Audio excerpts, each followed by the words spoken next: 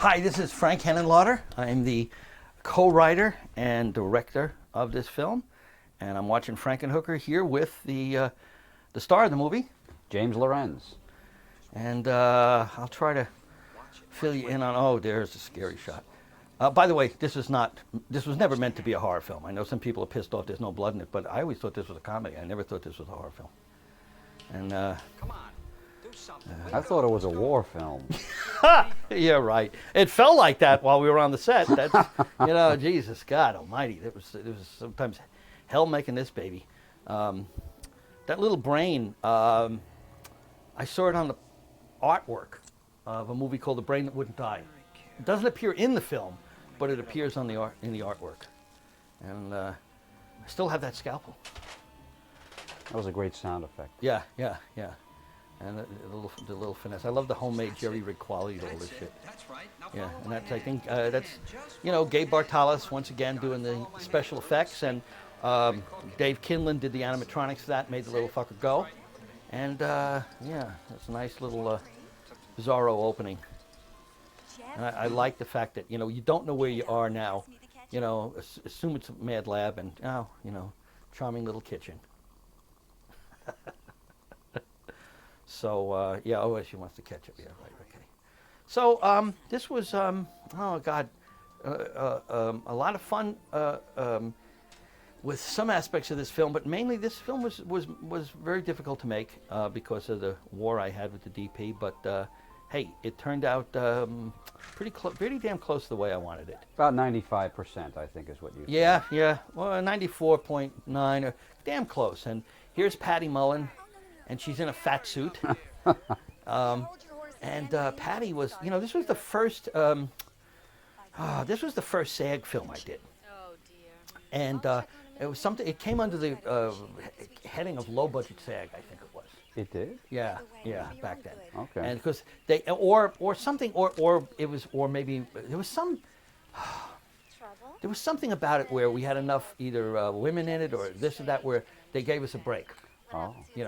But one of the problems I had with the film is the SAG actresses that the agents were sending me wouldn't do nudity, or you didn't want them to do nudity. They weren't the kind of Right.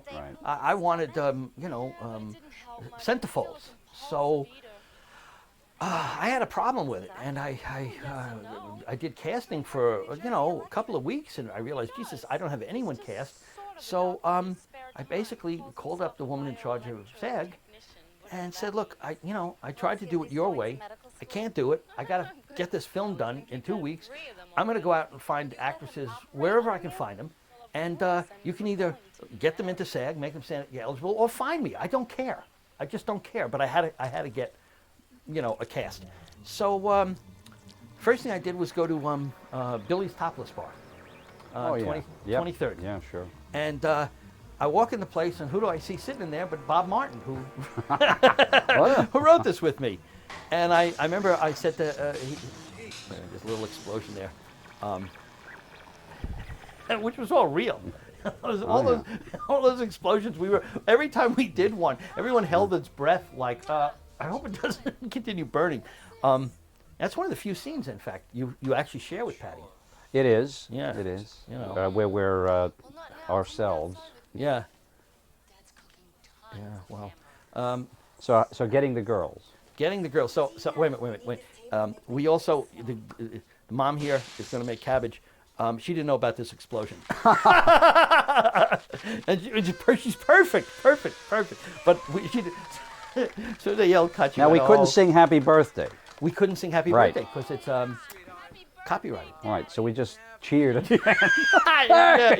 Yeah, wonderful. So I had to get the girls anyway. So I walk into Billy's Topless, and the first thing I see is Bob Martin at the bar.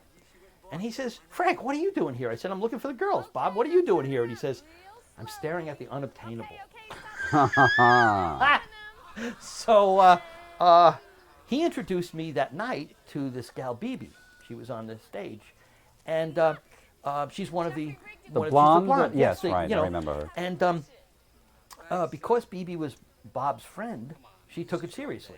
Because, you know, he said to me, Frank, you can't come in here and say to these girls, I'm a producer. I need you for, I'm making a movie. You want to be in it, you know. And through BB, we got most of the girls in this. And I, contrary to what you were saying in the introduction, there was only one girl who had ever done porn. Oh, I didn't know. Yeah, that was Heather Hunter. Right, I knew her. And this was shot before her porn was released. I knew about it, but I didn't tell anybody about it. You know, so you know, that's for the record anyway. But I anyway. hope they cut that out, what I said. Nah, leave it in. Who cares? That's what everybody thinks anyway. I've been so. telling people that for 20 years. Yeah, might as well keep telling them, you know. So I very quickly was able to assemble, no pun intended, all the girls, and each one of them did something a little different. I contracted each one, so some would do. Oh, that's my hand. Those are my hands. No offense to you, James. I just was drawing this thing one day when you weren't there. You know. So anyway, one gal we contracted to do full nudity, and another one just show the butt, and another one just topless. Oh, right. One gal to do no nudity. I just, you know, and I liked the flavor of them all. I thought I liked the fact that it was such a different group of it, you know, and. Yeah, I know there was some wars going on, but as far as I'm concerned, we had a great time. Oh no, it was a lot of fun, but it was. Yeah. You know. I learned something too. I remember when we were shooting the party scene. I broke for lunch, and they all said, "No, don't go to lunch." And I thought, "Oh, they're so dedicated." Well, no, it had nothing to do with that. They said they'll make their bellies protrude. Wow. Yeah, I know. I thought, you know, so oh yeah, Shirley Stoller. God Almighty, she's you know, a great one, and. Seven Beauties, if you've never seen it, or Honeymoon Killers. Louise Lasser. Louise Lasser, She right. was extolling on the lovemaking skills of Woody Allen to me. Yes, that's right. That's right. You know. That was very interesting. Oh, you know, well, it was a good cast, and you know, so oil, circuit breaker. I don't know. You know, I'm making this stuff up, and it's probably late at night one evening.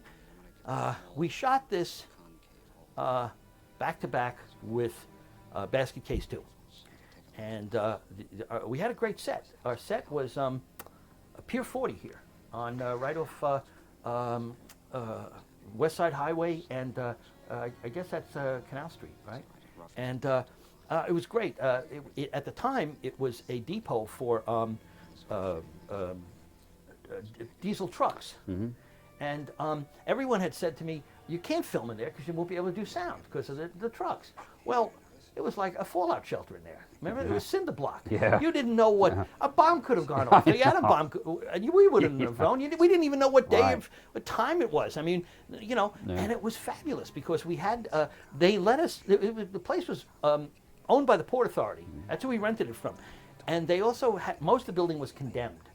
So they told us we could have this little area, and in advance, like your lab. We also, it had to be elevated to have the puppeteers underneath it. So we built that with the intention of turning it into the attic for Basket Case 2. So we, you know, we all the sets were kind of like pre-rigged to work in both films. And yeah, that's I still have that skeleton inside. You take props when you can. I always like saving stuff. I always forget what I have. You know, I think I have your uniform somewhere inside. I didn't get to take anything. Really? Well, I think I... you wanted your head, though, but... no, the head I understood. It was part of his collection, you know, it was. things that he and did. It's rotted away. He doesn't... You know, all that stuff disappears. Well, yeah. You know, but... I think I have your glasses somewhere, too. Those were your real glasses, though. You told me those were yours. Probably. I remember you handed them yours to me, and you film. said, "Here's your disguise." And I love the little what we have the little you know you work for the electric company, so you have a little light bulb Very funny. on the back, you know, and yeah, Patty really is much discussed, but she doesn't. Anyway, Patty was a revelation to me because as much as I had the girls, I still didn't have Frankenhooker. Oh. And I really was. Oh, I love how sickly you look. That makeup on you is great. Well, the craft services table can do that to you. You know. So she wasn't cast till the end, is what you're saying? Yeah, pretty much. It was. She just came in one day, and I was flabbergasted. I thought, my God, she's exactly what I'm looking for, because she looked like the sweetest, most innocent girl next door. but she had just been Pet of the year. Yes, Yeah. Penthouse Pet of the Year, Yeah. and It's a big honor. yeah, and when, I mean, in fact, when I saw the photos in the book, I couldn't relate them very well to Patty, you know. And she keeps in touch with me. I never know where she is. She's usually traveling, but whenever she phones, okay, she never says hello. She always says, "Going out, looking for some action, want a date." Did she do that thing with her mouth, with the lips? Yeah. Well, she was nervous about doing the stuff, and I had her make that face, and I just kept cracking up, and I said, "Look, as long as you make me laugh, just keep doing it." Oh, I love this cop. He loses count when he's counting. Yeah, right, That's funny. right. You know, yeah, this is the only blood in the whole film. There he Yeah, is. there, yeah. What a character Yeah, this guy yeah, is. yeah. You know.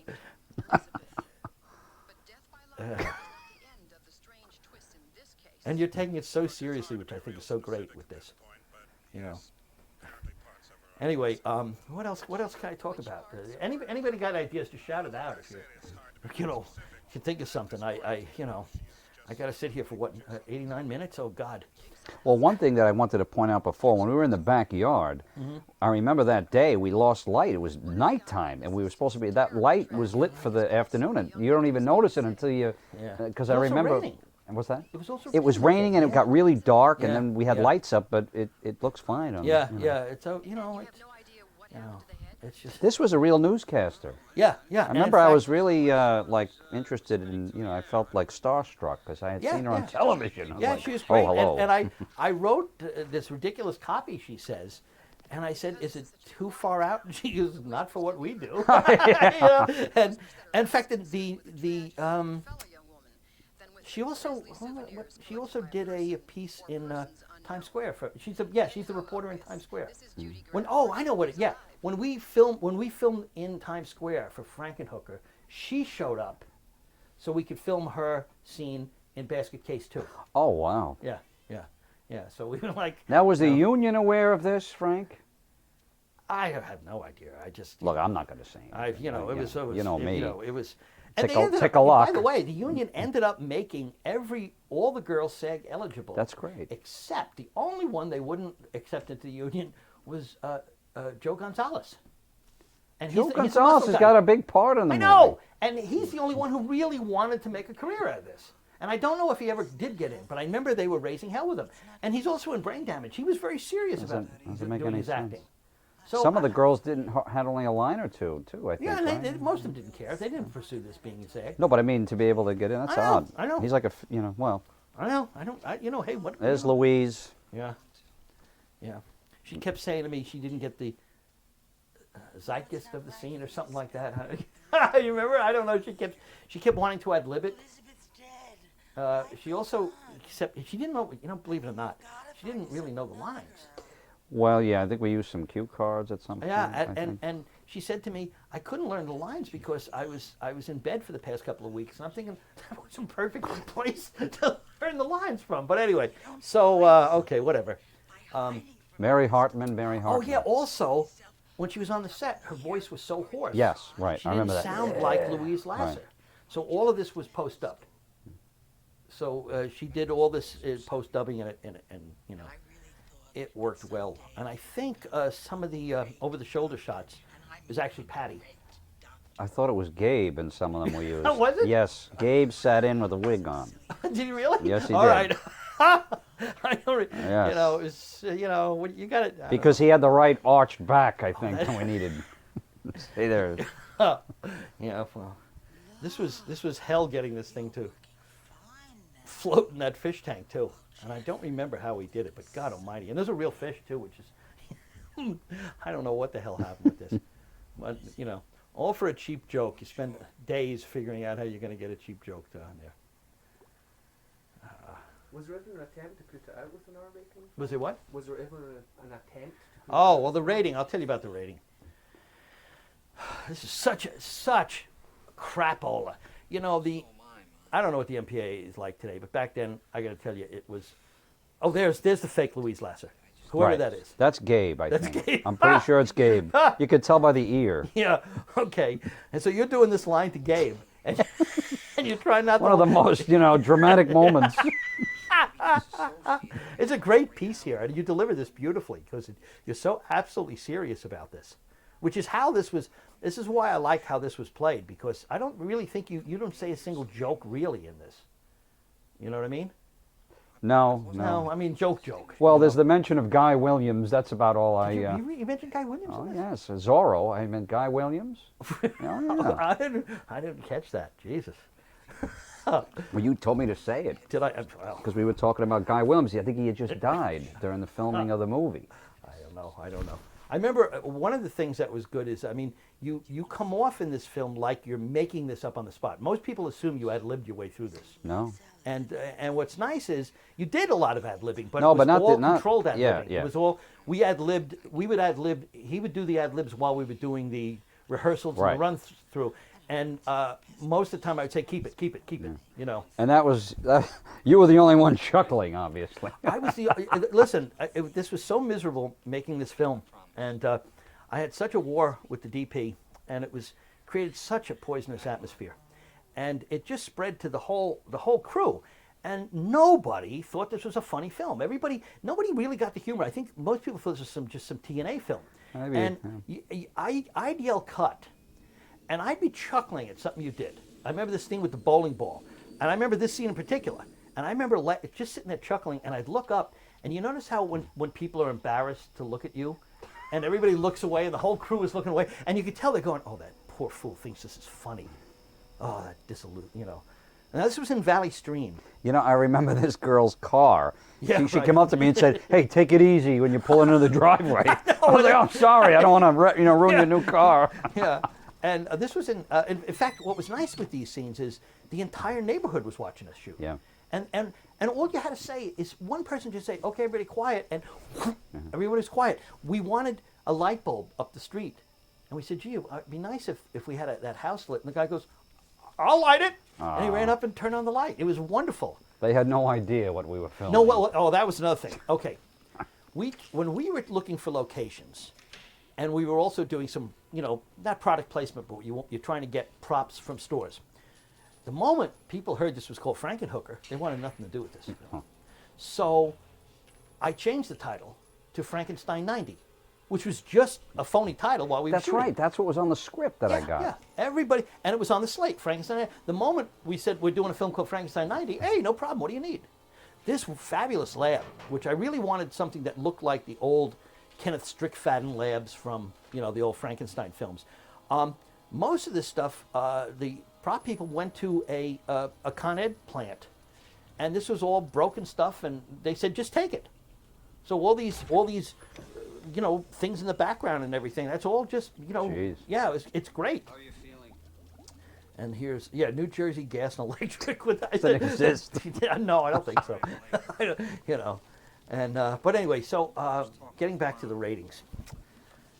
The ratings board back then, it's funded by the majors. So if a major released this film, no problem. But if you're an independent, you got big problems. Okay? And they're supposed to be non-biased. They're supposed to be, objective. So we submit this for the rating. And the head of the ratings board at the time was a guy named Richard Hefner. He calls up SGE and gets the secretary on, who was expecting a call from them. And he says, "Congratulations, you are the first film rated S."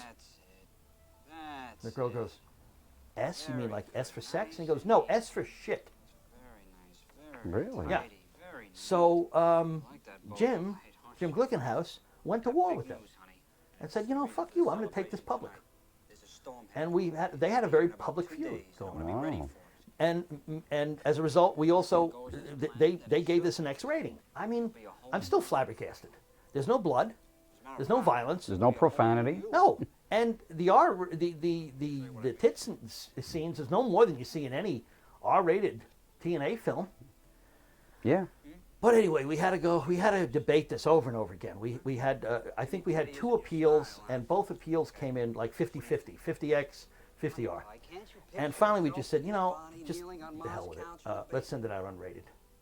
So we never accepted the X rating. Technically, this was never rated X. Oh, it was okay. threatened to. We never accepted the rating, and we went out. But what didn't NC-17 come in at No, some point? Not us. Huh? No, that was years later. Boy, I'm really confused. Definitely years later, you know.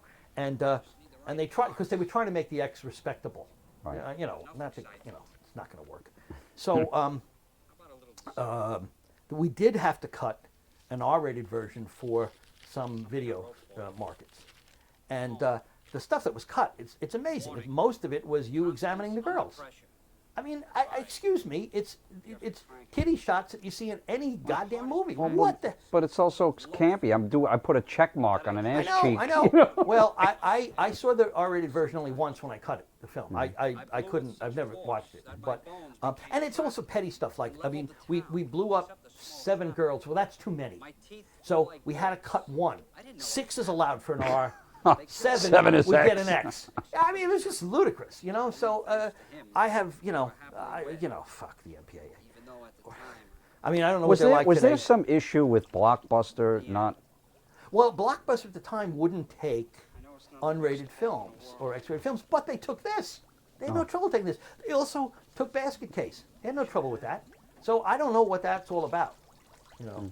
By the way, that poem, that lovely poem that you read, that was written by Bob Martin. It's so goddamn funny. It's Contents under pressure. yeah, that's a beautiful piece of poetry by Actually, Bob. I did take this coat. I wore this sports jacket for many years after Really? this. Yes, I did. And finally the arms gave out, the elbows. I didn't know that was a prop jacket. It was. Yeah. It actually, we left a tag on it for a gag in the movie, and I took it. So I did declare it, though, on my... so this is technically what you're watching is an X-rated film, or whatever the hell you want to say. And this is, of course, the famous Visible Woman model kit, you know, which I grew up with. I grew up actually with the Visible Man. The Visible Woman really didn't come out till much later on. And you know, I also, you know, that was one of my favorite toys because you got to play with guts.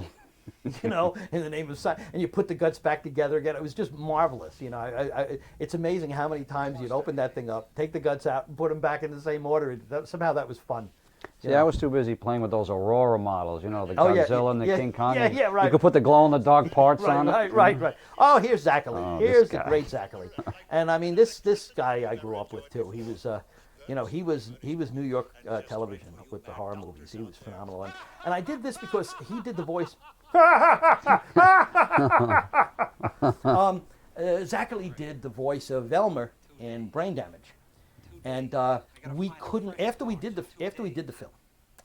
All post production's done. The film is finished, and I'm doing the credits, which was separately, you know, the lab is doing. That's when I find out Zachary was sad. So if we credited him, he would have been penalized. He would have been punished, not us. Mm-hmm. He would have been sued. He could have been thrown out of the union, blah, blah, blah. Mm. So, you know, he agreed with us. He said, Hey, Frank, you do a good imitation of me. You just tell him you did it. Ha, ha, ha, ha. You just tell him you did the voice. So, yeah. Wow. Yeah, you know, so this was my way of paying him back, is getting him here to do the Zachary Weatherman, you know. That's and great. It was great. When he came on the set, he walked in, you know, in his regular street clothes. And of course, nobody knew who he was, right? And he walks over, and he came over while we were sitting at craft service. And we were having, and he palmed some soy sauce in his hand. And he comes over to me and he goes, "Hey, Frank," and he picks up a knife and he squirts the soy sauce and goes, "Oh, God, I just come in." And that's great. I'm laughing my head off, and people are looking at him like, "Who is this crazy man? What the hell is this all about?" You know? So he goes in the back, and a minute later, that was one of my favorite lines is, "Good night, 22." Well, that's a bingo term. Is it? Yeah, they say that in bingo when they're calling the last game. Yeah. And they'll say "Good night, 22," quack quack, because it looks like 2 ducks. My grandmother told me that. Oh yeah. Well, here's the. Well, here's what it's all about. Yeah, I mean, this was an idea I had in the script. I really thought we had to make you, really sell you as crazy. And I thought this was a kind of weird form of acupuncture. And I remember there was a lot of debate, and I just thought, let's just go for it. in the context of this film, it actually works. It What can I does. say? You know. Well, it calmed me down. Yeah, right. The right. retractable drill bit. That's a great little gimmick there. Yeah, you go in twice here. Yeah. The- Paul is already bored. That was one of your ad libs. I died on that one. I mean, But anyway, so back to Zachary. Nobody knew who this crazy man was. Okay, he goes into makeup. A minute later, I get one of the makeup people come out and go, Frank, there's some guy in there applying his own makeup, and it's way over the top. It's unusable. We can't. And I went, oh, it's okay. That's Zachary. Let him do it. That's his trademark. They go, but it's really excessive. I go, I know. Just it's okay. He comes out in makeup, and everybody recognized him. And suddenly everybody is standing up and coming up, and we were ready the to same shoot. guy. I let it go for about an hour. He was signing autographs and taking pictures with everybody, and it was just wonderful. So wonderful, charming moment. It just such a. Here we are in Times Square, the old Times Square. the National. Yeah, That's where Cinema 5's offices were, I remember. Yeah, I had to and go that's up there. now ABC News. You know. Now, we're being told here. And bouncing all. And now these are real hookers. These are real hookers. And they're in SAG now. Well, there was an area like around, where these are real hookers. And you know where that ship is? What's that? The Intrepid? Yeah. And these are real hookers. Oh, it's right over there. Boy, that neighborhood's changed a lot. Yeah. So what we did is we put a camera in a van and just drove around. And they got wise. As soon as you make one pass with the van door open and they figured it out. So the next time we would do it, they would duck. Right, But we right. got real hookers. That's Now this is on, I think this is on DeBrasi Street. Yes. Yeah. And in fact, I didn't know it at the time, but it's right across the street from where I shot a scene in Basket Case where Kevin Van Hentenryck runs around the corner completely naked. Back then, this was, this is Tribeca now. Yeah. I mean, here we have it do topless nudity here on the street. No one was on those Yeah, streets back right. then. It was. That's why I had Kevin do full frontal nudity running around the street, because you're filming in Tribeca. No one's even gonna notice. So it was very quiet back then. Now, Jesus, you couldn't. Oh, there's the tag. I just noticed it. Yeah. And there was a bunch of guys standing across the street. Remember? And they knew she was going to do nudity, and they wouldn't move. And I went up to them, and I'm screaming at them and said, "What are you? You've never seen tits before? What kind of guys are you? What kind of men are you?" I said, "You're going to stand there and stare at this girl's tits because you've never seen." They got embarrassed and walked away. Why did you shoot on the 42nd Street? Oh, because 42nd Street is way too crowded and too uncontrolled. You can't stop traffic or you can't stop crowds on 42nd Street unless you really do. Oh, here's Kimberly Taylor. Yeah, that was there we go. I said, Kimberly, walk across the street sexy. This is what you get. I mean, it's all right. Yeah, she's getting her moment here, and and this is the other gal is Charlotte Helmkamp. Mm-hmm. I should have introduced her when she was on camera. I don't think I'm going to remember everybody's name, so maybe I shouldn't introduce them. There's Charlotte. Yeah, there's Charlotte. Yeah. Charlotte was a Playboy playmate. Yes, right. I don't know if she was Playmate of the Year, but probably. Well, she should have been. Yes, absolutely. And Kimberly was another Penthouse pet. That's right. And so it's a beautiful looking cast. I mean, they just, my God. I think we had a representative from Jugs as well. What's strange, I wanted to do, I approached SG, I said we should do a thing called the Girls of Frankenhooker for Playboy or Penthouse. Yeah. And they said, no, we don't want to denigrate the film. We don't want to Denigrate the film. This gal actually is an old sexploitation actress from the 60s. She was very friendly. I talked about The Catcher in the Rye with her. Really? Yeah. Oh, she's charming as hell. I think she had I wanted her to say one line during the explosion. She couldn't handle it, but that's okay. Now, this was the bar up by Harlem. That's right. It was underneath some causeway. Yeah, yeah. Pathway or something like that. I think And it's a this- fairway market now. It's like right yeah. up there. And that was the great Shirley Stoller. And Shirley, I didn't, honestly, I didn't cast her in the film in the sense of seeking her out. I was in my office one day and somebody came up to me stuttering and said, "Do you know Shirley Stoller's here?" And I went, "Really?" And I went running up, and she said, "Oh, I'd love to do anything you got." And I said, "Well, sure." Well, And I why said- did she come there? Was there an not open sure. call or something? I don't really know. I think she heard the film was being made. Oh, In that wow. sense. So Gotta you use know, it. So I love this shot too. This is such a creepy atmosphere. You know, I got to tell you, this was based on a real bar that I used to go to in Times Square called the Rose Saigon. Jeez. And it was horrible. No, it was a real scary, dangerous bar, and it was all hookers and hustlers and pimps and drugs and they had a wonderful circular bar in the place. And we had asked them permission to shoot it there about 6 months before we made this, or some couple of months before we made this. They said, "Oh, absolutely, sure, no problem." And then they were busted. Wow. And never reopened it correctly. Oh, this shot them of them fucking the girl or whatever they were doing. That was out, cut out? They had to be cut for the X because also some of these drug scenes. I'll show you the one. Showing the actual vials, I bet, or things Yeah, like that? there's a shot where we pan from somebody. I don't think it happened yet. And there's Joe Gonzalez, who's just great. He was in Brain Damage. He had a small part in Brain Damage as this muscle guy in the shower, and he is terrific here because he's exactly. he's just such a great stereotype. I mean, it's just he has all the girls have his brand. This is Zorro. I think this next shot is. Yeah, this was a shot guy that was funny, too. Yeah, Ari Rusimov, who directed the film. This shot we had to cut for the X-rated version. Oh, the actual smoking of crack. Well, I went from a healthy guy to a sick guy. I thought that made a point. I think it does. And to the too. MPA, I was extolling drugs, like the value of drugs or something. Who the hell knows? Fine, whatever. It comes pointless to even. Joe's got lipstick on his. I didn't Yeah. never seen that. I think some of his stuff was redubbed also, but he did the dubbing though. At least I don't know which where, but Was Joe a bodybuilder? I mean, like Oh, yeah. professionally? I mean, I don't know if 'cause- professionally, but obviously, yeah. Yeah, well. He's very, very, serious about it too. But he also wanted to do some acting, and I think he's terrific in this. Mm-hmm. And I think I don't know if he ever pursued it, but he could have because he's a great type. Yeah. You know what I mean? Yeah. And I needed somebody too that seriously contrasts with you. So when he puts you in that headlock, can't it's like, get oh, much God, different yeah, than yeah. What, are you crazy?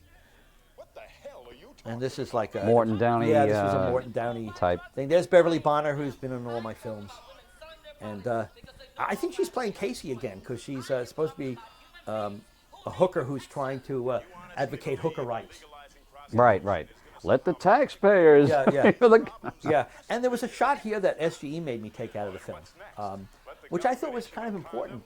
It was it's when you scream, and what we actually showed was Zorro slapping Patty, and I thought that was They kind cut of the slap out? Yeah, SGE did because they said it's too grim or something, but they wanted it out, so we cut boy. it out. Yeah, I thought it made a point. But they'll leave the super crack in. Yeah, right. And this great stuff was all rock candy, wasn't it? It was all rock candy and dry ice. hooker, isn't it? Yeah, here's the scene that we had to use a. Oh wait. Yeah, Yeah, they show the hidden camera stuff on the yeah. story. And you see, okay, and it's Zorro with another girl. Yeah, it's with another girl. And then when you look at it, you see Patty. Right. And it ends with him slapping her around. And I thought, he just shakes her here, but here we really had her slapping around. And that's what made you scream. Well, my hair's really going crazy now. And it's being around all that super crap, you know. No, they did a good job, I thought, the hair and makeup, because I really did start getting more and more, crazed. And they showed it with, I remember I had a tray of dry ice, and you had to drop it down. And I don't know if you remember how hot the set was. It was brutal. Yeah, because we were in July, wasn't it? Yeah, and it was brutal. And I was wearing a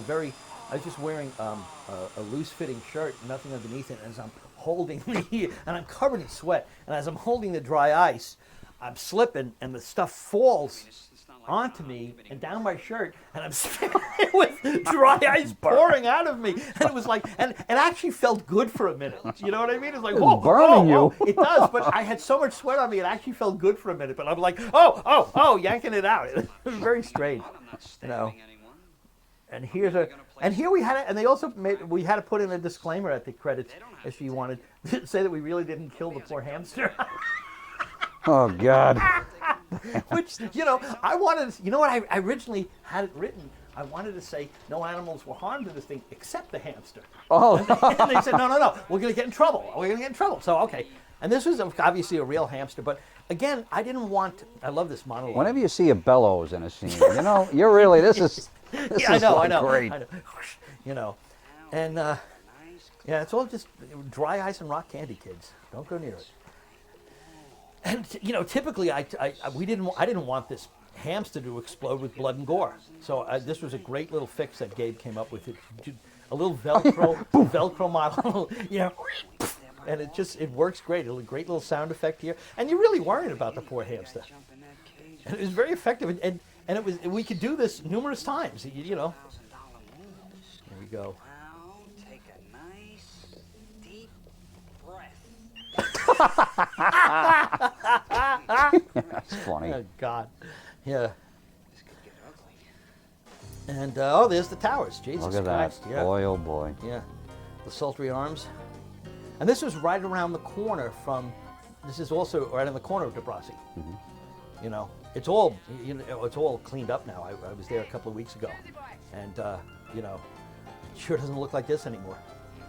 You know, I like how we just made the street so busy, so it kind of felt like There was no one there. It What? was like completely I deserted. know, except down us, there. our people. You know, we had a menagerie. It was wonderful. Now there's the There's the bag. yeah, that's the the bag. same Dr. bag I used in Basket Case. I used to collect medical parts. I used to collect, you know, like you know, Jennifer and Leah, and Susan and Heather and there's BB Yeah. and Vicky and Sandra. I remembered them all. Hey, not bad. Well, how could you forget? I know. And Who's the guy with the bag? and yeah, this was in our set in the pier. You never know what kind of day or night it was in there. You didn't hear anything from the outside world. We were very insulated. It was kind of Well, we wonderful. shot a lot of nights in there, too. Yeah, we were All on nights nights. most of the time with this film. I wanted to set the whole thing at night. SGE said put one scene in the daytime. So that's why we had the opening in the day. And even that was nice. Yeah, I know. I just thought it was a very night movie. You know, it's about hookers, everything. Come on, you know, it just, you know, she walks the night. And there's So cruel. Jennifer chewing gum. This was her line. Where do you see the one on my groin? That was her Oh, line. right. She really had one on her groin, but that was her line. I remember this was great because in between takes, they all kept pulling on their nipples to keep them hard. Right, So I says, let me give you a hand with that, you know. But it was like, you know, like you would give somebody a rub down. Yeah, It was very, and it's like yeah. a brother-sister thing. You know? It was- And this was all a close set too. I mean, you know, this was just basically me and Peter Clark filming this. There was no other crew members. It had to be somebody for sound, but other than that, there was no other crew members on this. You know. I wasn't even there. I mean, it looks No, you like weren't. I am, Yeah, but I yeah, was yeah, not yeah, there. Yeah. This was all the stuff that after I fired the first DP. I was shooting this film by myself, and all the stuff of the hookers, this entire sequence is all shot by me. This sums up the whole Yeah, film, tone. yeah. That's just, no, but I mean, Yeah, that's, I know. that's And we funny. made it a point to have it on her ass. Well, but That check mark is on her ass at the end. You know, it's a little Busby Berkeley moment. this was the shot in Time magazine. Was it really? Yeah. Wow. These very much. So, in fact, I shot, Peter Clark and I shot all of this scene right up to the moment Jennifer Delora blows up. Then we had to have the fire department, you know, and we had to do it all. This is another set. I don't remember the fire department. See this I guy wasn't here? there for that. That's This why. guy here. Oh, him! Yeah, Look yeah, at that yeah. guy. Well, one night I saw him in front of the Bleecker Street Cinema when this was showing. And I was walking past the theater and he had come out. And he said, "Oh, I just saw the film again. It's my third time seeing it." He says, I said, "Do you like it?" He goes, "Oh, no, I don't like it." He said, "But I like seeing me." So Well. he would go there and wait for his part and then leave. And I'm thinking, hey, thank you. I made it, remember? Thank you. That's funny. Look, I'm sorry. And this is your moment of conscience, which I think is important for the character, that you really do abandon it here. You know, a moment of humanity, like I can't do it, I can't do it, I can't do it. But I let them fall on me on the bed, though. That was, you know, I wanted to make sure. Are we getting paid? Listen to me. You got the money. You know. Money. And that's another great line. I don't think this was in the script. I think this was your line. Play with the money. Play with the dirty money. That was I was stealing from the Bugs Bunny episode. Was Baby Finster, No, I baby. don't Don't play with the dirty money. And he's like, you don't know? I didn't know that. Yeah. No, What do yeah. you think's been going on here? It's either that or Lee J. Cobb. I can't remember which one. Well, pretty much. Yeah, right. And Holy shit. What's this? I love it. And they really Yeah, they go nuts. They really do go nuts. It's great, you know. And also, I like the fight scene. I think I think what I really said, you know, just don't let him get it. You just, you know, keep him away. It's an anti-drug film. Yeah, but I mean, they're really, you know, this Yeah. is not. Oh, I've got scratches. Yeah, this is great. You know, Oh, my God. you know, it's fabulous. Well, there we are. And this is my Reefer Madness shot. Where, you know, everybody, all the hands. Oh, yes, yes. You know. Oh, this guy's just Now, pacing. you know, now I want to tell you something about Joe. This isn't a breakable piece of wood. This is a real piece of wood. This is a real piece of wood that he smashes. I thought he did it there, but now, all right, let me.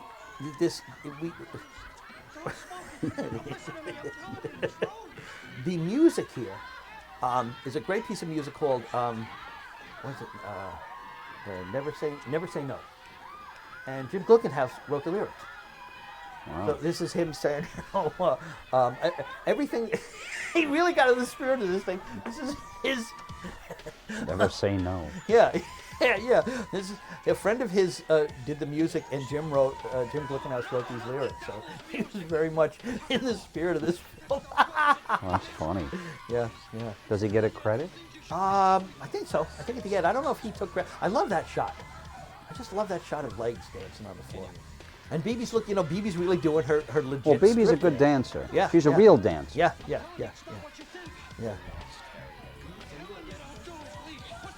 Yes, I will. You mean to smoke crack? Yeah. Heather. No, they were just guys at the factory. I had asked. Oh, yeah. They cut that for the X version. They cut- Oh, Arnold Schwarzenegger does it. I didn't have Heather. She was originally supposed to do Full Frontal, but she was appearing that week at one of the Show Palace, Show World. Oh, really? Yeah, and she was fully shaved, and she looked seriously too young. Oh, yeah, that's... I just Well, went- couldn't you use your toupee that you had on? I just said to her, no, don't. You know, it's okay, Heather. You're like cats with catnip. This is a great explosion. This was I cut remember also for the I X. remember the sculpture Yeah, of these two. yeah, this was also cut for the X. Now watch him hit this piece of wood. The bitches of, you know, what. It's gone on too long. Oh, it is? Yeah, it broke unevenly. Yeah, he just took it down there, you know. And this is still, this is all still me shooting. Oh no, this is the first shot that we shot with Bob Baldwin. It was the first shot of when he came on the film. So it's also the first shot we argued over. They didn't waste any shot here. time. No, it was right from the beginning. Boom! Oh, I love it. It's like the 4th of July. You know, it's so charming. And they're all screaming. Well, you know. It was also very difficult to choreograph this too. You get everybody in the right part of the room. Oh, I love that. Oh, I love that. I can watch hookers blow up. Now what? You know, whoa, that's beautiful, man. Yeah. Wonderful. Yeah. There's the Yeah, missile. Yeah.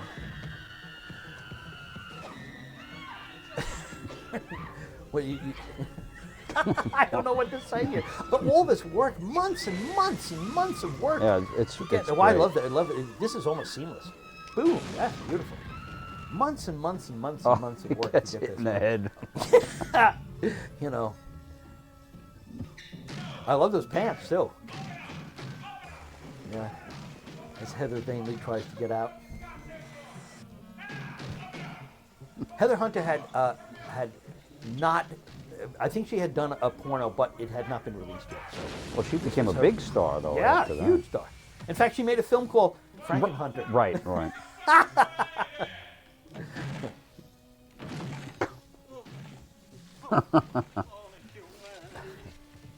The walls are burned. I know, we singed everything. It was so funny. And here's a, yeah, boom. Whoa, that looks great. Yeah, and Bill Murray, when he saw this, he said, we missed something. We should have had the little Tweety birds. Yeah, yeah, yeah. Oh my God! Now, I don't think you knew these things were going off. No, No, no. these were set. Yeah, yeah, I just, Sorry. yeah. Everybody, I'm That was the sorry. last I of our didn't mean for this to explosives. happen. It's an accident. So I figured, might as well use it. One thing we didn't anticipate with this shot was the smoke rising, and in a few seconds we couldn't use the shot anymore because it just the whole room was engulfed in that. But funny as hell. And then I'm gonna take care of everybody. I'm gonna get to everybody. There's a little Just take it easy. fake slide outside the window, We're gonna take a little trip to New Jersey. and you brought your baggie. You know. Oh. Make you feel like little girls. If we ever did a sequel, that's all I would do in the sequel is blow up more hookers. Everybody gets blown up. Yeah. Oh, I like that the knife is stuck in the, Oh, in the, yeah, in I the didn't chair in the notice back. And they're all charred. We also had a bunch of, we had different kind of, to save money, we had like legs that were very flexible. Right, right. And then we had legs that were stiff. The flexible legs somebody stole. I mean, so your limbs in the lab are not the flexible ones. Right, because yeah, right. Someone Oh, fell in love I didn't with even a know couple there of were legs. flexible ones. Yeah, I know. Somebody fell in love with them one night and, Wow. and decided to take them somewhere. And this, I don't. How did we get? I don't know where this location is. Apparently, it's right above that place. I don't remember what was up there. I don't even think I went into the place. I don't know where. Well, that's not Pier 40 anymore. No. But this, I think it's right above the actual. We shot this the same night. We filmed the people on the street downstairs. So that must be someone's apartment I'm coming out of. I don't remember this. I don't remember what it was. It's all, some of this is too, it's a gigantic blur. I don't always know where we're going until. Here's where I was driving the car too hard. Yeah. And also the car had no muffler, right? Remember, it was just. I would love to drive down with that thing open like that, just I know. through the neighborhood. I know. And of course, the whole neighborhood in Valley Stream, they were standing there watching it and just finding it very charming, What movie is this? Yeah, I had my little nephews there. They were little kids there watching Uncle Frank make a movie, Jesus, I gotta work fast. And yeah. See, some of these are flexible and some aren't. Like a man. Well, apparently he didn't want the arms, just wanted the legs. Just I wanted the guess. legs. Yeah, I don't know what that was all about. And we have some weird purple paste. I don't quite. I'm not sure I understood this, but And then I works welded well. on. Yeah, right. Yeah, right. It's a great looking lab, though. I just love it. It's just. I took a bunch of these and I gave them out to friends at the end of the film as little souvenirs. I would sign on the back, congratulations, you now have proud owner of an official Frankenhooker tit. Oh, here are the non-limber legs. And Bob did a nice job of lighting, like he would have that little green light on that bowl and have a little, one of the things he did is he kept the lab in black and, quote unquote, black and white, colorless in the beginning scenes. But as this comes to life, more and more lights are in it, lighting it up more. Although we constantly argued about the shots. At one point I said to him, He says, what are you doing filming close-ups of the lab? I said, it's James Whale. He goes, oh, we're filming James Whale now, huh? He's like, all right, what do you, I said, yeah, we are, Bob. Okay, yeah, what do you want from me? You know, what can I say? There's some of your medical collection there. Yeah, I used to have a great collection of that. You know, over the years, I just, got rid of it. But I don't know. Was Bunyan's in the script? I think it was. Yeah. Now this is an interesting gadget I'm wearing. Yeah, I don't know what that is. I think you're wearing it wrong, but maybe you're not. I have no idea. Well, that's supposed to be a light, right, at the end? I think so. Yeah, look at that hair. No, now I've gone completely insane. Yes, every follicle of hair on you is mad. Now this was a reverse shot. Yeah, because I right? didn't want it to come out Right. wet and have the hair sag in front of her. You know, I wanted it to look lovely and elegant. Oh, it's using the magic potion, of course. Yeah, it'll well, come there out. you go. The moment we've been waiting. You know, the estrogen-based magic potion. Just give me a couple of seconds. Plot point. Yeah, they all have to be in there. A nice little tray. It's like a turkey platter. Yeah, I know. From the kitchen. Yeah, and I like the grocery cart of body parts. And somehow or another, we found a table, a table that looked like the old Frankenstein table. I don't know what that really was, but and that thing in the back is an actual mortuary table for dissecting corpses. That was real, and I don't remember where we got that from either. But this was a great set. I really liked it. I mean, it was a it sold the idea. I mean, I don't know why it wasn't nominated. I mean, it was such a great set. Yeah, it really was. You know, I mean, I love the whole idea that it's in some little suburban garage. He's got the diffuser on here. Yeah. We wanted this to be romantic. yeah. You know. I know that things will never be the same. Yeah. again. I don't know what to. You know, sometimes you watch this and you're thinking, what were we thinking? But I guess it works. I don't know. I don't know. I'll have you back with me. It helped if you didn't question anything. Yeah, absolutely. Just no, do it. absolutely. You know, I used to sometimes with the things are so crazy on the set and arguing and this and that. I used to walk into my office and I would just stare at my notes and I go, I need a medium shot. Okay, that's what I do, and walk out blindly trusting those notes and thinking, okay, this is all beautiful optical effects by Al Maglicetti back in the non-CGI. Oh, and it's days. great when she comes up through the roof too. Yeah, That's a great yeah. scene. Is that a miniature? Or, Yeah. Looks good. You know, we built a big miniature because I thought it needed that. You know, Looks great. And but that's all animated. I think he actually shot storm clouds, but all his lightning is hand drawn, which is nice. Do you think this film could be made today on the same budget? I mean, the films we used Oh, who knows? to, Yeah. Well, this was actually expensive. This was for me. This was an expensive film. This was $1.5 million. Yeah. That's talcum powder, by the way. I just added that so it looked like dirt coming down. You can't tell the scale of They're that. probably more expensive to do the effects today. Yeah, it would. Yeah. You need $10 million. By the way, to all do these. You see, I was also told by the production office. This was another constant fights. I was told by the production office that we used up the entire budget of pyrotechnics blowing up the girls. I said, well, wait a minute. How the fuck am I going to film the lab scenes? And they said, well, I'm thinking, wait a minute. That's your job. You should have figured that out. Go fire somebody. Get me the money. So fine. So I called a friend of mine, and I said, can you do some unlicensed pyrotechnics for me? And he said, I'd be happy to. And everybody in the office, the production office, got panicked. So I went into the production office, gathered them all, and said, I don't want anybody showing up tomorrow. I said, because I'm going to use unlicensed pyrotechnics. I'm going to set the place on fire. People will die. I'm going to wipe out. There's going to be murders, and you're all going to go to jail. So stay home. Good luck. And they all stayed away, but they didn't. But they all came because I think they were secretly hoping I would set the place. I on remember fire. the guy you used came up to me and says, "Don't worry, it's baby safe."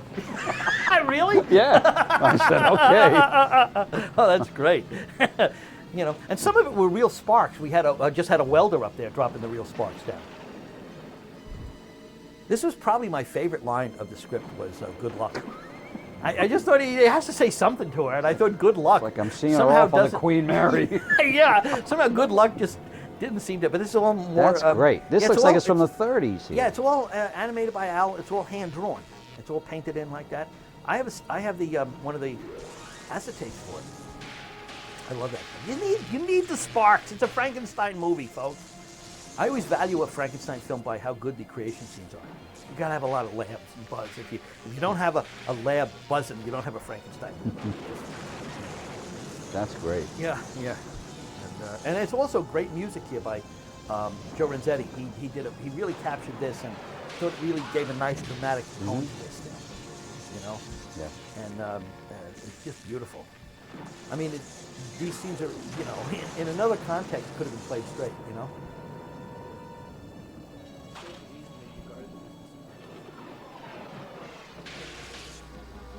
Oh, you didn't believe anything I said? What? What did you say? I said, oh yeah, well, yeah. These are. I mean, look, this was my third film. You know, whatever credibility I was going to have went out the window when I decided to make a film called Frankenhooker. I'm not going to be taken seriously. And who cares? I'd rather make Frankenhooker than be taken seriously. What do I need to be taken seriously for? This is the movie I want to make. You know, I love the fact that she comes down standing. She already woke up. I love it. You know, these are the. Oh, I'd let you fix your hair there. That's a nice touch. This is exactly the movie I wanted to make, and I'm very proud of it. And I'll be damned if you know. And here's the money Yeah, shot. and this is a cue from, you know, in Bride of Frankenstein, when you first see the Frankenstein monster, you hear the wedding bells. So I asked Joe to give me wedding bells. She's adorable. Look at that. And great work. Great makeup, Gabe. She does look stitched together. Yeah, the arm She really especially. does. Yeah. And that purple wig. And I had a brassiere made with sewn in erect nipples. I also originally was going to have a shot where you were going to see her having purple pubic hair. Oh, And it was too graphic. It didn't. The joke wasn't there. I see. In fact, I filmed the girls' party scene with a lot more full frontal nudity. When I'm watching my own rushes and looking at the nudity, I realized that doesn't work. Wow. It's not going to work for a comedy. Wow. So I I took see them what out you're saying. voluntarily. That's I said, great. that's killing my joke. Yeah. I mean, you know, so that's that. It's gone. Now, do you have this footage handy by any chance? I'm just wondering. Yeah. If, The whole neighborhood loved watching this, and she does this great. there's that the lips. Yeah, well, I mean, it's so great to see such a beautiful young lady be willing to, you know, play this like this. Is great. Those shoes. Yeah, those great shoes. Every time you go to one of those conventions, too, you see people dressed up as Frankenhooker. You know? I mean, it's always... I mean, it's... and this is setting us up for the ending, of course. What year did Gibson go out of business? I don't know. Oh, this thing. Okay. I should have... This is not a real... This is a real subway, but it's not really operating. Not moving. No. What we did is we needed a subway scene. I had shot a real subway in Brain Damage, but in the years since then, the city changed the rules of insurance. And you had to be a big budget film if you want to film on a subway. That's right.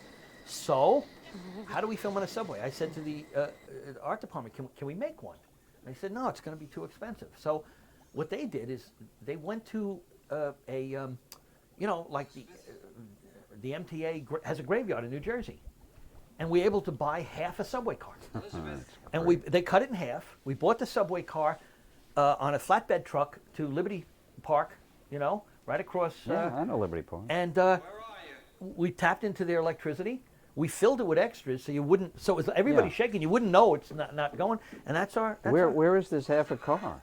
What happened Well, to we had it? to return it. Oh, Yeah, I we just see. rented it. Oh, I Yeah, we see. didn't own it. And what are we going to do with it? Where are you going to put it? I mean, you know. And it was just it was just great filming that night because it's unusual to have a neighborhood all show up for an event and have a good time and not complain, not ask for There was money. a block party feel to it. Yeah, you know.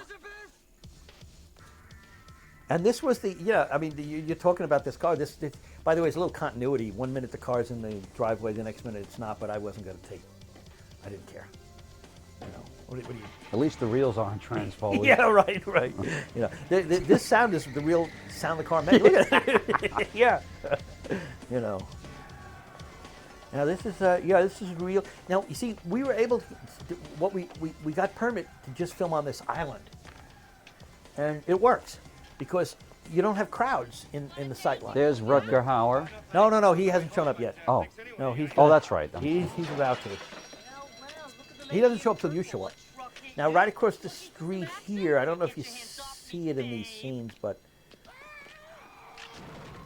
oh, the National is not where ABC. Oh, the is. Japanese. Yeah, the Japanese. Yeah. Right in front of a Fuji sign.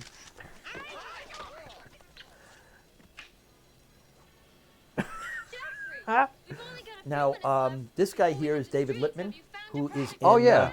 yeah, he's in Jim Glickenhaus's The Exterminator. By the time we did his shot, almost all the lights in Times Square had gone off. They go off at midnight. So we just angled him in front of that one movie theater, so it still looked like you wouldn't notice it. You know what I mean? There was still light behind. The you know lights what I mean? go out? Yeah. So at midnight. So he's great. He plays a pervert in The Exterminator, but here he's just great. Here. He's also the Miracle Whip man. Oh, He does yeah. commercials for Miracle That's Whip. right. Yeah. He's great. Just the kind of spokesperson you want to have for your Yeah. dressing. You know. Oh, sweet mother of pearl. I remember a friend of mine, his mother used to, she was Irish. Yeah. She always, anytime she was upset, oh, sweet mother of pearl. So I never understood what it meant, but it's okay. She's so anxious. And Happy he is. now, one of the things, too, I liked about this is all of her dialogue, she says, is she doesn't say a single line of dialogue that you didn't already hear one of the hookers say. Every line she that's says interesting. is dialogue that Right. somebody said previously. That's why it makes no sense.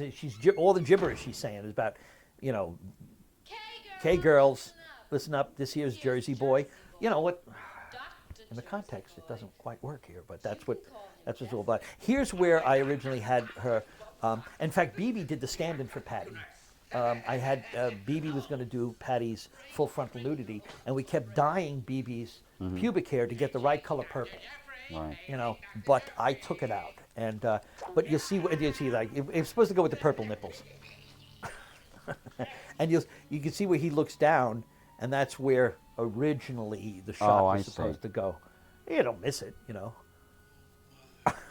Mother. Yeah, and also we went out of our way. I wanted this awful wallpaper with the velvet. You know, I really wanted whorehouse. And there's the check There's mark. the check mark. Right. Yeah. We had to find. They went through a lot of trouble to find this god awful wallpaper. You know, and I wanted it purple too. And the first DP I had said, oh, he can't light that room now because he said the walls will overshadow the actors. And it was like, okay, I'll light it. And yeah, fine. It's getting hot in here. Yeah. There's another Almag optical, all animated by hand. The little reflection in it. Beautiful That shot. gets a huge laugh Yeah, when yeah. you watch it with the crowd. Now, I think it's another night in Times Square. It was nice that it just rained. You mean you didn't wet the streets down? No. This guy here, I think, was the guy in the T-shirt. I think he was a Toxic Avenger in the first movie. Excuse me, pal. I'm looking for a tall, attractive girl. She's got a sexy And coming up is the actor that She's everybody got a thinks is scar on her neck. Rutger She's Hauer very or something. sexy. I don't know. It's not. Excuse He me. just, you know. Please, you gotta help me out here. I'm looking for my girlfriend. She's very sick. I gotta get her medicine. And he, She's I don't know, she's got, he came up to me and he said, "What if I spoke in Swedish?" And so I told him what to say, and he says, "Yeah, there's two of them, one for myself." And he just, man, it's funny as hell. It's such a non sequitur. I mean, it's like, well, you know. What are you talking about? What are you, some kind of a Fits right in. You're talking Yeah, about really. Swedish in Times Square? Huh? Elizabeth! And we had people watching us, but nobody seemed to care. You know, They see wasn't- it all the time Yeah, over it's not, there. it's Times Square. It's like, okay, fine. His loafers smoking. Yeah, I know. God, I was so sick of that smoke in that film. Jesus Christ. Yeah, she had to go back in and get the money. It's the... Yeah. Was she taking $40? That's all. That was a nice He little was going to touch. rip her off. I like how she can barely walk too. It's really funny. That's all Patty doing that. I think she's really, really, really good in this. Gino. This is Gino's brother. Thomas. Oh, it's Gino's brother. Yeah, yeah. They look And, alike. yeah, I know. And he, yeah, he's. I like that he lives at this hotel. yeah, right. A good point. Yeah, you know, there's a story in there somewhere, right? Look at. You just. Yeah, we had a. Yep. I think that's, and also that glass was real glass because we couldn't afford breakable. It was just easier to put real glass and just, you know, keep everybody away and just throw it through. It was cheaper to buy sheets of real glass than it was to do multiple takes. This scene was completely ad-libbed, if you remember. I forget, remember Patty got sick? We're on location. Right, yes. Patty got sick. What are we going to do? We just ad-lib Right, something. We got to shoot something. This is where the Guy Williams comes in. That's what we. That's when we came up with Guy Williams. You know. He's got a Z. This guy here who plays the pimp, he also plays the. I think he was a stripper because I think that costume he's wearing is in Chippendales? parts. Yeah. You can tear it off. He plays a cop in Basket Case 2, and I think he wears his own cop costume that also comes apart. You know, so you know. And this is an exact repeat of that earlier shot. I shot it the exact same time at the same lens, the same everything, because I wanted to give a sense of deja vu between, you know, one shot and the next to make it look the same. And, yeah, don't look at the camera. I don't know how many times we told him that, so, of course. I never noticed that. Yeah, Thanks for yeah. pointing it out. Yeah, right. I can point out some other mistakes if you'd like. You see the boom man on the glass here.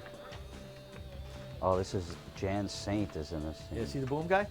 I didn't even Okay. see him. Yeah, he's whole, yeah. Oh, this guy is really yeah, creepy. Yeah, Felix. Oh. Yeah, he's fabulous in this. You know, he's like. He's really Yeah. just sleazy. I know. Yeah, Jan Saint was remarkable in this, and he played a great scene in Basket Case 2 also. He plays a Lyle Barker in his Long Johns. He does the whole scene. And when we went down to Atlanta to do Basket Case 3, I started writing a script that I wanted him to star in. And when we came back from Basket Case 3, I learned that he had committed suicide. And he didn't know I was writing something for him either, which really hurts because I think that would have. I wish he knew, but I was only coming up with the idea down in Atlanta. He was really good. Oh, he's marvelous. Like Patty's really over the top there too. I like, you know, look at her. Look at this guy.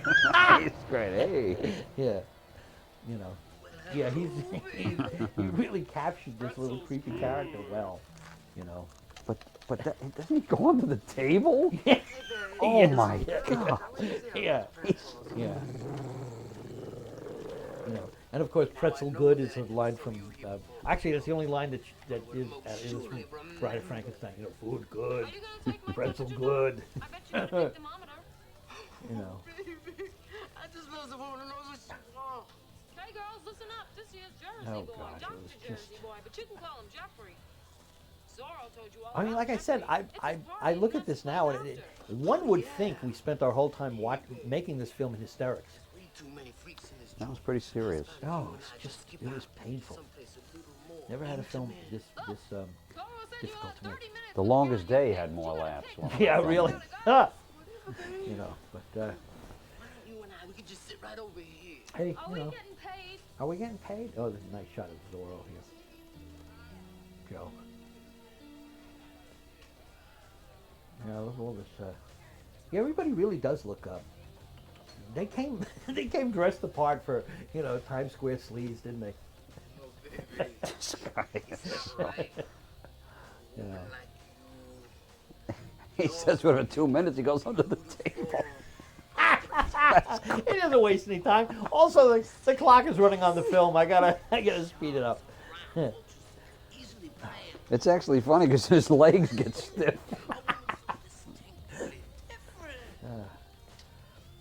And you know, it's weird because it's funny to watch this now, but you know, you got to make those legs and you got to bring them in. Hey, do we have the legs here? Yeah. And you got to have Gotta somebody stop underneath hold the everything, legs, yeah. and people are looking at you like, Frank, this isn't working. You know what I mean? It's like, what's so funny about the legs? I'm going to add an optical. Trust me, it's going to work. You know?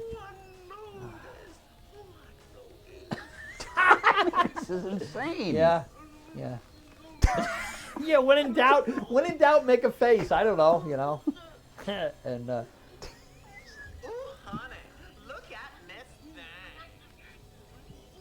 thing. yeah, there's the smoke again. God, I'm so sick of that smoke in this film. Nice shot on Zorro. Nice cut of lighting on him there. And that's again more Almag. Anyway, got it dead. This is yeah, a piece of stock footage explosion mounted in, but it looks great, you know. Oh, there's Jan Saint. God, he's great. She's in the bar. Yeah. He's a very charming guy. I found him in some sexploitation movies going back to like 69, 68, 69. He was very good in Jacob's Ladder too. Yeah. You know, and an absolute delight to work with. You know, he looks like he's out of his mind. Yeah. But a gentle, sweet man, and very much a trooper. I know on Basket Case 2, we had a dummy. We didn't want to put him in a tank of water and have his face off, you know. And so we made a dummy, and the dummy didn't work. And we asked him, "Will you do it?" He of course I'll do it. He loved it. He had a great time. No complaint. How long did he? Nothing. You know, it was a great gimmick that Gabe had here, because it works from one angle. It only works from one angle, you know. And it's an actress on this piece with her head hidden, and this a built-up hunch on her, and that if the head from any other angle, it wouldn't work. It just wouldn't work. But that thing worked very nicely there. And it's one of those shots, you know. You spend money on it, you might as well let the whole Go for broke. Yeah, let it roll, you know. We were in there for a couple of nights, I think. We got a lot done though. Yeah. This is that Harlem bar. Yeah. The exterior is McGovern's bar on. Right. This is like the exterior. Yes. Here's Canal or Spring Street. I think it's Spring Street. McGovern's bar. And but the interior. Yeah. I told you. Yeah, he's ad libbing this, which is hilarious. I think you both are ad libbing this here. Yeah. He's right out of the Treasure of the Sierra Madre. Now, you know, yeah, right. Yeah. Patty ducked down. We already had the model in the mannequin in the car. He's serious there. Now, this sensitive, heartfelt ending. God, Elizabeth. Did she have bolts? I don't think she had bolts in earlier. No, I think Yeah. I'm trying to. Yeah, I think Stitch that's her what back. was. Yeah. I think the bolts were added for this show before and after. Most of the lab stopped working as we were filming it. Pieces of it would collapse. You know, the that huge Panel thing there. that spins. Oh you yeah, know? the turbine. Yeah, that collapsed on one take. You know, so that's kind of out of this after a while. Elizabeth, please. That's another Almag optical there. We even got you smoking. Oh man. So I don't know. What else can we talk about with this? Well, there's an interesting thing coming up that I want to talk about because I remember, but it's at the end. Joe sneaks in now. Elizabeth, I know Yeah. you're not a hooker. Yeah. You're not a hooker. But you know, You're not. Of course. oh, now she's back to being Elizabeth. You have a say. She's doing her real lines now. Yeah. And this was the feminist part of the What are we doing plot here? because your great hubris was fixing her. Having the perfect woman. Yes, not bringing her back, but you know, fixing her, and that's what. Meanwhile, I'm more of a Louise Lasser man. You know, and is there anything we haven't added, or we I forgot Did what they we fall talked about earlier. asleep? Huh? You Yeah, know, right. I just see Yeah. two legs. Like sticking most up. of our. Oh, it's interesting. It's a shame you guys never worked together. After this, or you know. Well, I got out of the business too, by the I way. know. You know. I mean, was there never an intention to put James in Basket Case What 2 or a 3? miracle. You have to share that. No, I think he's very specific in what you use him for, and I didn't see. There's nothing in Basket Case 2, and Basket Case 3 was, you know, a disaster. That's the one you regret. I think you were down there though. You were down filming RoboCop 3 while we were shooting Basket Case 3 there. I think Gabe ran into Oh, you down there. oh, that's right, in Atlanta. Yeah. What was the worst third part? Basket Case 3 or These RoboCop? aren't my arms. What? Say again? My What was the most hands. disastrous third part? RoboCop 3? Oh no, Basket Case 3. It was a disaster. You know. Well, not forget the Godfather 3. I don't mind that. I don't think you should take Sophia Coppola. I'm sorry I said that. I apologize. I don't mind that film. George Street was pretty bad. Which one? Oh yeah, but Basket Case 3 was too. It's just, So many different women inside yeah, of me. just. Here's Zorro. Yeah. Going back and, you know, you know, we had to cut the head cutting getting cut off, but I'm thinking, come on, I think we left the head cutting off. What we couldn't show is it hitting the wall. I know. It's My hair's back to normal now. well, you're because not she came to crazy life. here at the end. You're not. Oh, boom. Oh. There I am. Notice there was no blood too. I didn't want. You know, I wasn't. This should what- have been that's- G. This should have had G That's rating. what you know, should be taught in schools for God's sakes. Maybe I have your taste, but I think Patty was quite hot. Oh, I do too. Oh, I think she's fabulous in this.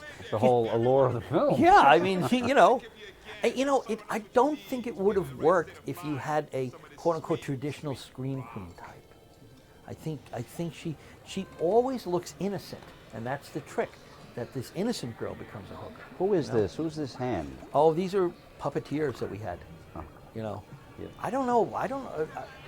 That's a good point. don't Was know that that empty one. when somebody? I guess so. And we had this draining system, so we could have this thing fall over a couple of times, and it would drain and fill I back remember up. that. Oh man, You it had was to like, wait for it whoa. to- Yeah. Oh God, I don't even remember. And then here, This. yeah, and we were kind of making up how they were going to move on the spot, you know.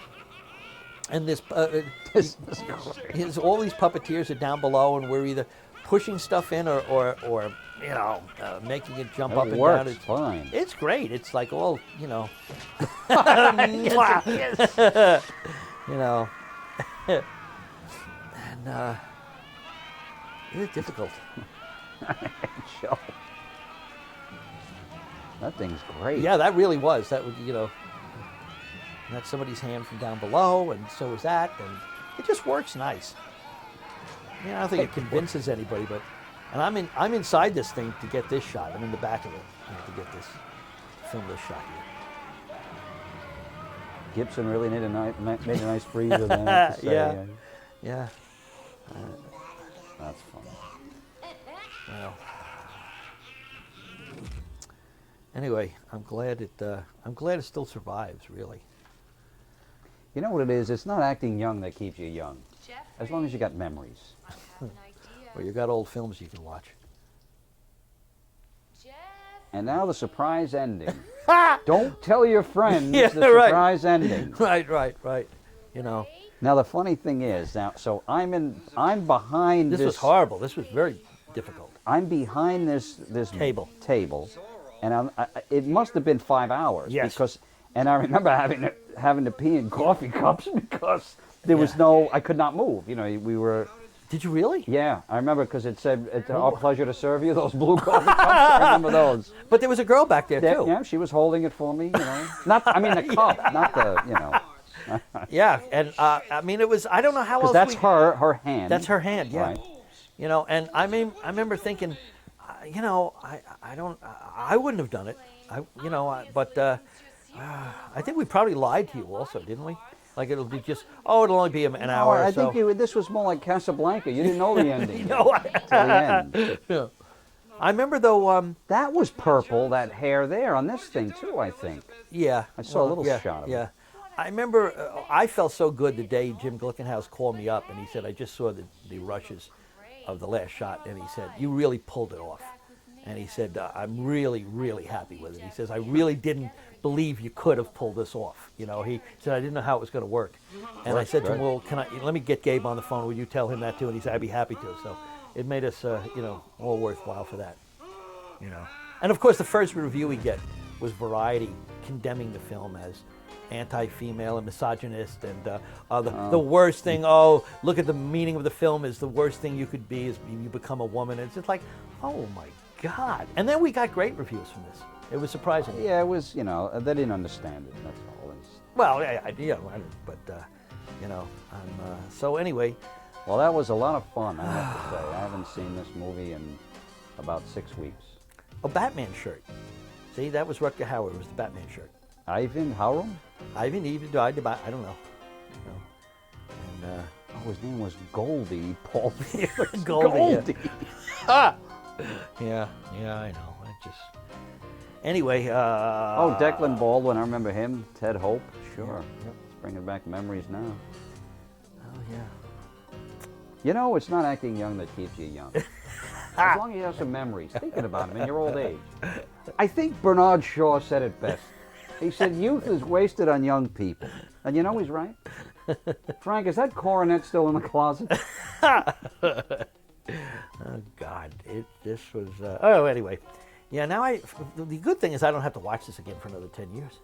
Well, you know. You'll have to see it in October at the Cinema Wasteland. Oh, wow, I don't have to sit through it. Usually what I do when films show and I have to go there, and usually introduce it, and then I go out and sit in the lobby or walk around the block. I never watch them, you know. What am I going to do? I mean, it's like... Don't you like to see your work being appreciated? That's what you do it for most of the time, well, really. yeah, I don't know. No. I sometimes, too, I sit and worry about it. Like, well, they've liked everything so far, but they're going to hate the next joke. Okay, they like that joke, but they're going to hate the next one. I'm very But I think most people nerve-wracked. now have seen this movie. In other words, they're really, they're real yeah. fans of it, Yeah. so they're not going to, Yeah, I know. But I'm going to insist that you sit through it. Yeah, well, okay. I'm not sure I'll be awake. So Wake up. I think we've covered everything.